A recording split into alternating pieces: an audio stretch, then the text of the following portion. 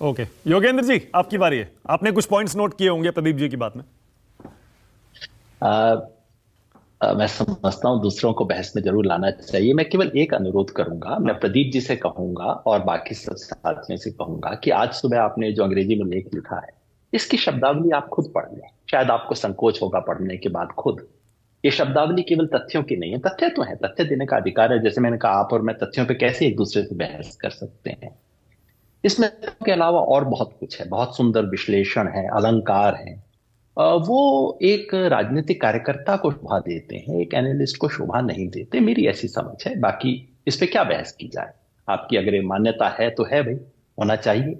और जैसे मैं विश्लेषक से एक एक्टिविस्ट बन गया हूं, कल को आपको भी बनने का पूरा अधिकार है, पर उससे पहले अधिकार नहीं है ना? दूसरा, ये जो आपने बताया कि अटल जी की लोकप्रियता के बारे में, प्रदीप जी देखिए, फॉर्चुनेटली सीएसडीएस लोकनीति वेबसाइट का एक फायदा है कि सन 1995 से वहां एग्जैक्टली वही सवाल इस देश के हर प्रधानमंत्री के बारे में पूछा गया है, और उसके एग्जैक्ट आंकड़े हमारे को तब से लेके आज तक उपलब्ध है।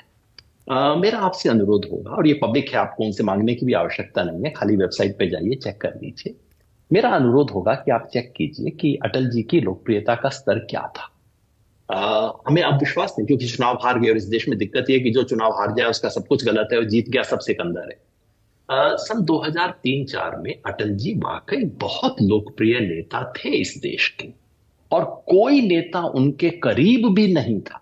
मनमोहन सिंह जी का तो खैर तब नाम भी नहीं था, सोनिया गांधी जी भी उनके नजदीक नहीं थी 2004 से पहले। तो ये पहली बार नहीं, ऐसा नहीं है कि पहली बार देश में इतना सर्वलोकप्रिय नेता आया है। हो सकता है, अब मैं एग्जैक्ट फिगर्स मेरे को याद नहीं, आप चेक कर लेना, हो सकता है मोदी जी के फिगर उनसे कुछ नॉचेस ऊपर हो, लेकिन कुछ नॉचेस का ही फर्क होगा, कोई जमीन आसमान का अंतर नहीं है। जो आपने तीसरी बात कही बिल्कुल सही कही। आपने ठीक कहा कि एनडीए की तुलना एनडीए से होनी चाहिए, बीजेपी की तुलना बीजेपी से होनी चाहिए, और एनडीए के पास 352 सीट है, 303 नहीं है। बिल्कुल सही कहा, मैं सम्मान करता हूं इस बात का। और मैं चाहता हूं कि उनके बारे में भी आप देखिए, बंगाल में तो बीजेपी के पास अपनी 18 सीटें हैं ना। कौन बंगाल का जानकार कह देगा कि आज बीजेपी 18 सीट जीतने वाली है बंगाल के अंदर? आप मुझसे बेहतर जानते होंगे, मैं तो ओपिनियन पोलिंग इस वक्त नहीं करता। कर्नाटका में 28 में से 25 सीट बीजेपी की अपनी है। अब उसमें आप जेडीएस का अलायंस भी जोड़ दीजिए। अगर आप कर्नाटका के विधानसभा चुनाव के आंकड़ों के हिसाब से जाएं, तो वो दिखाता है कि अगर उसमें जेडीएस और बीजेपी के वोट मर्ज कर दिए जाएं, उसके बाद भी कांग्रेस को 10 सीट आएंगी कर्नाटका विधानसभा के हिसाब से।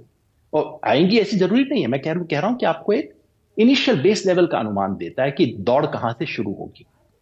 और आपको मैं ये भी याद दिला दूं, ये जो बिहार और महाराष्ट्र में है, बिल्कुल ठीक है, बीजेपी इस बार ज्यादा सीटें भी लड़ेगी, कम से कम दोनों राज्यों में। तो हो सकता है कि अलायंस के वोट घटे, सीट घटे, लेकिन बीजेपी की अपनी सीट बरकरार रखे, क्योंकि बीजेपी ज्यादा सीटें कॉन्टेस्ट करेगी इस बार। मैं एक आंकड़ा और आपको याद दिला दूं, यदि हम इन्हीं लोक विधानसभा के आंकड़ों को, जो मानक साहब ने बताया, इसमें भी फिर तथ्य हैं, इससे हम बहस नहीं करेंगे, कि अगर विधानसभा के पिछले सप्ताह के आंकड़ों को हम लोकसभा चुनाव क्षेत्र वाइज कर लें, तो क्या ये सच नहीं है कि मध्य प्रदेश में कांग्रेस 5 सीटों पे आगे है? 5 बहुत कम है, लेकिन पिछली बार तो एक ही था ना। छत्तीसगढ़ में 3 सीट पे आगे है। और अगर ये कांग्रेस के छोटे मोटे सहयोगी सपा और ये सब कांग्रेस के साथ इंडिया अलायंस के सभी जो शामिल हो जाए, तो मध्य प्रदेश में कांग्रेस 9 सीटों पे आगे हो जाएगी, 5 पे नहीं। इसी तरह से ये जो हमने देखा छत्तीसगढ़ में, और राजस्थान का बड़ा इंटरेस्टिंग केस है। राजस्थान में कांग्रेस के पास फिलहाल 0 सीट है, बीजेपी के पास 24 और उसके सहयोगी को एक आई थी। अगर हम विधानसभा के आंकड़ों को ही ट्रांसलेट कर दें, एक वोट न जोड़े न घटाएं, कांग्रेस को 14 सीट, सॉरी, बीजेपी को 14 सीट, कांग्रेस को 11। और अगर इंडिया अलायंस के गठजोड़ के वोट जोड़ दिए जाएं, यानी कि सीपीएम सीपीआई और सपा के छोटे मोटे वोट उसमें जोड़ दिए जाएं, तो कांग्रेस इंडिया गठबंधन को 14 है, बीजेपी को 11 है।